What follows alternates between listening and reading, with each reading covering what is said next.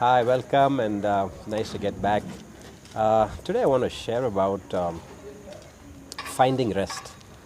Finding rest in yourself, finding rest in your circumstances, finding rest in God, finding rest in the work you do, in the business you do, basically just finding rest in life. And so, I think it's important that we consider this because, given the fact that we are in challenged moments and troubled situations, finding rest is crucial and very important. So we'll look at the Bible on finding rest, and I want to talk about finding rest through the Psalms. And so today we'll be looking at Psalm 127.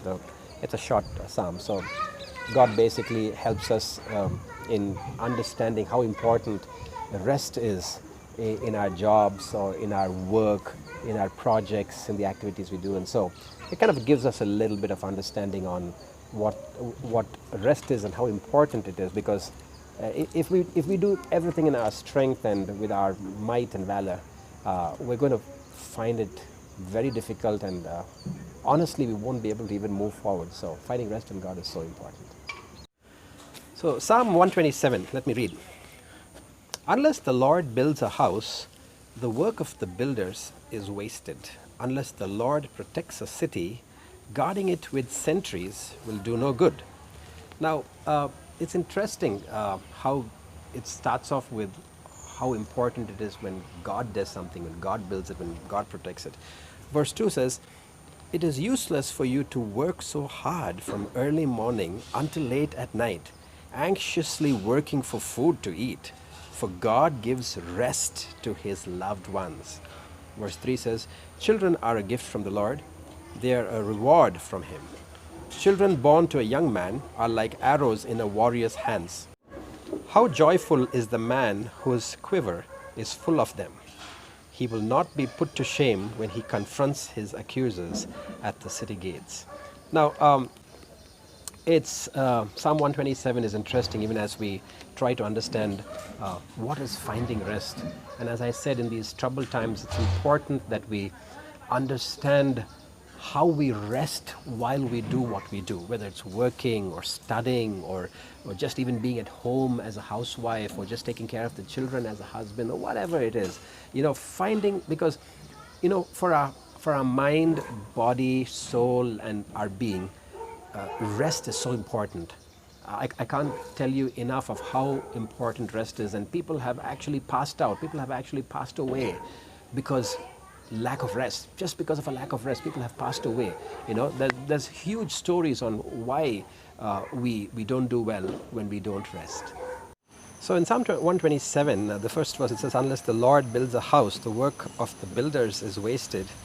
This morning I had the opportunity of going and praying for a friend who's just starting to build his house, and so we went and we blessed them, and we were praying for the house, and I was just explaining and helping him to understand. I said, look, it's not rocket science to build a house, but if we try to do things with our effort, we say my money, my energy, my influence, my engineer, that's all fine. But end of the day, our money is going to get wasted. It's going to get over.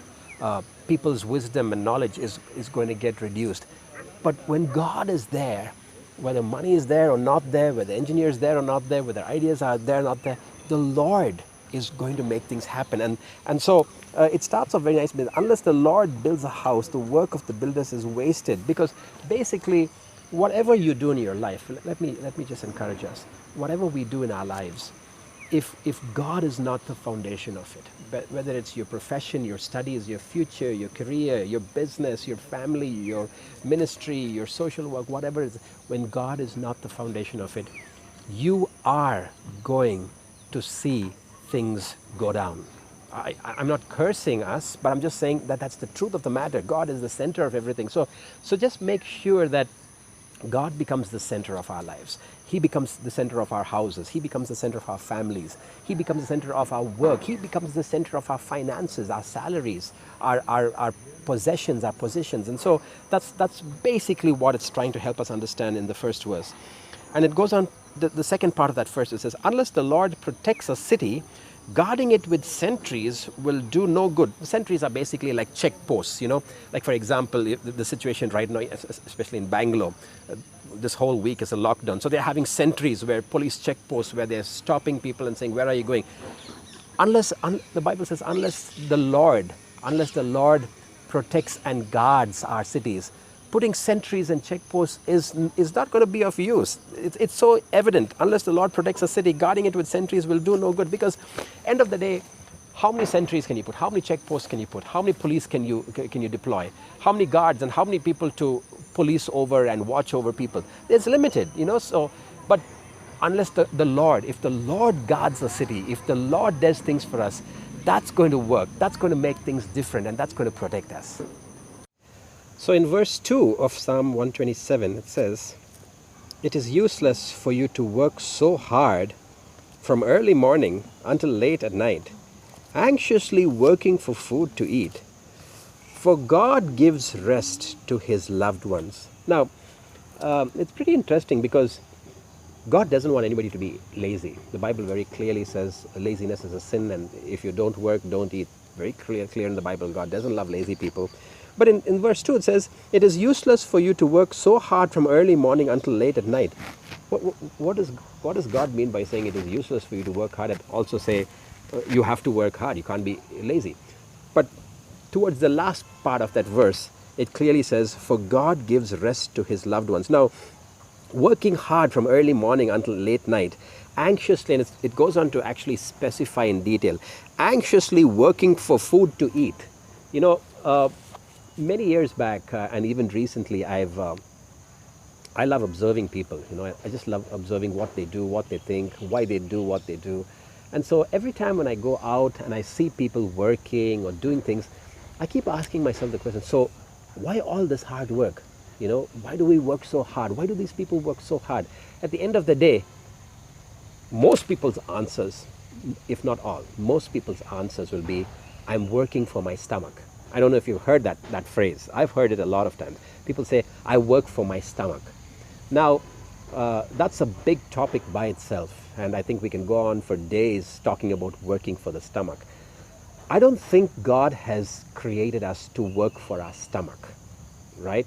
Because that's the most demeaning thing that we could ever think about and imagine, that we work for our stomach. That's not the purpose of God. The purpose of God in our lives is not to work for our stomach. But we work because God has created the ability in us to work. We use our brain because God created that amazing functionality for us to be creative. We be active because God has put life into us. That's the reason why we work, use our brain and do it. We don't work for our stomach, So we can do a lot of other things apart from working and still eat. Did you know that a lot of people who don't work but they still fill their stomach? So it doesn't make sense to say I work for my stomach, because there are a lot of people who don't work and still their stomachs are filled. So it's basically going on to say, why work so hard, so anxiously just for food to eat? Now, it's not discouraging us from working. It's not saying don't work hard. It's not saying don't work. It's not saying that. It's basically going on to say, for God gives rest to his loved ones. Now, the important factor, and even the topic itself, finding rest, the important factor of working hard, the important factor of being anxious and working smart, whatever it be, is that we find rest in these portions of work, in these portions of life, in these portions of activity, in these portions of sensibility, whatever you want to call it. So when we work, it doesn't matter whether we work hard or we don't work hard, or we're smart or not smart. Basically what God's trying to help us understand is, are you finding rest in your work? And interestingly, if you even take the creation, when God created the earth and animals and vegetation and the seas and the sky, it said that he took rest. Now, did you ever think about why would God need rest? Is God so weak and is he so tired that he needs rest? No, God never took rest because he needed rest for his weakness. He took rest to find rest in himself. And when he looked around, all he did was in that rest to say, it is good. When God created things and when he rested, it was not his rest out of his weakness and tiredness. It was him finding rest in himself of the things that he worked hard at doing. and appreciating that and rejoicing and relishing those things, that sight that he saw about his creation, saying, it is good. If God took rest on the seventh day, looked at his creation and said it was good and appreciated it, when you and me do our work, when we find things in our lives and when we have these activities, doesn't matter whether it's family, career, studies, business, are you and am I able to sit down, look at this and say, it is good? We feel nice about it. We feel peaceful about it. Verse 3 says, children are a gift from the Lord. They are a reward from him.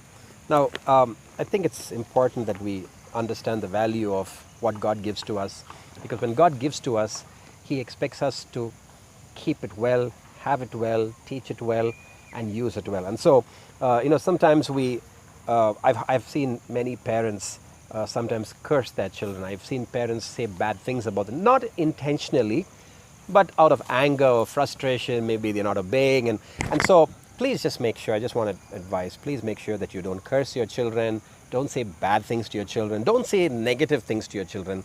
If at all you want to say anything, say everything positive. And so, because, when a person grows up listening and saying negative things, they're going to behave negatively. What you see is what you'll do, and how you see it is how you'll do it. And so when it says children are a gift from the Lord, they are a reward from him, we need to understand that there are a lot of people who don't have children, who want children, who love children. They don't have the opportunity and the privilege of having children. And so if you do have children, please make sure that you take care of your children well, you respect your children, you honor your children. I'm not saying that you should allow them to do all the wrong things. No, but I think it's important that you value what God has given you, because it's a gift, it's a reward. And so what do you do with a gift and a reward? You don't misuse a gift. You don't abuse a reward, right? Because if you misuse a gift and if you abuse a reward, then for sure God's not going to give you more gifts and more rewards. So value what you have. Look at the potential of your child. Look at the potential of what the child can become and who the child can become and what can happen with the child. So value and respect the gift and the reward. And in verse 4 it says, children born to a young man are like arrows in a warrior's hands. I thought that was very interesting. I've always encouraged young people to get married when they're young. For the simple reason is, when you're young, you have energy to take care of your children when they're born. Whereas if you wait too long and get married, the energy level of you goes down. So it takes much more effort to go take care of your children. But in verse 4, the children born to young man are like arrows in a warrior's hand. So basically, God's saying, you have something very powerful in your hands. When you're young and you have children, you have arrows that you could defend your family, defend yourself, and basically take advantage of your children. So it's like a warrior having arrows with him and not knowing how to fight, right? So in a family setting, when you have children, make sure that you use your children for potential things to make sure that you can maximize use of what the gift and the reward that God has given. So in the 5th verse, it says, how joyful is the man whose quiver is full of them. So basically, having arrows with you, and, the quiver is basically a kind of a case where you put and store your arrows or, bullets or knives or whatever it is. It says, how joyful is the man whose quiver is full of them. Now, it's basically saying when you have something good from the Lord, when you have a gift and a reward, how good it is, how joyful is that man. He will not be put to shame when he confronts his accusers at the city gate. And so, in this whole aspect of God helping us to find rest, I think God's trying to help us understand whatever you need, I'm willing to give you. I'm supplying everything, your strength, your goodness, your health, your wealth. I'm giving you everything. But try to find rest in this, because when we have all of this, we have our jobs, we have our money, we have our family, we have friends, we have our career, we have our desires, all that is fine. But then if you have all of that, and if you don't have the rest within you, when I say rest within you, I hope we understood what I explained about God creating the world and then finding rest on that 7th day and just admiring and just saying how beautiful and how good this is. So if you and me are not able to find that appreciation of goodness in the things that we do and the thing that God is equipping us to do, what happens is you're going to have all these things in life, money and all these accessories to life, if you want to call it, and you will not be able to enjoy it because you're not finding that rest within you. So if I want to summarize this whole aspect of rest, if we understand the definition of rest, it's basically trying to help yourself understand the beauty of what God has done inside of you, what God is doing through you, and how God is doing it around you. And so if we are not able to look around, appreciate, be thankful, be grateful, be joyful, enjoy that which is within us instead of murmuring about what's not there, then it means, and it comes to the point of us not finding rest in God. So appreciation, thankfulness, gratitude is part of that rest factor. And in all that you have or do, just make sure you take time off, like how God took time off on the seventh day to just relax, not because he's tired, but just to look around and say, this is good. So try to look around your circumstances, your situations, bad or good, funny or whatever they are. Look around and just find that rest within yourself and tell yourself, this is good, Joy, happiness, contentment is very essential, especially during these times of our lives. Because if we are not able to include the happiness, the joy, the contentment, it's going to build up. The frustration and the issues of anger is going to build up within us. And we're going to explode. And the problem about exploding is everybody's going to hear you when you explode, and they're going to feel you when you explode. You're not going to explode by yourself. You're going to bring people into your explosion, and that's going to create a very bad situation. So go around, find rest around you, look at yourself inside, look at what God has done, find that rest, learn to appreciate and give thanks, and you will feel complete and full. God bless you. Have a lovely week. Stay safe. Please don't go out if you don't need to go out. Find that rest within yourself. God will be happy and you'll be happy.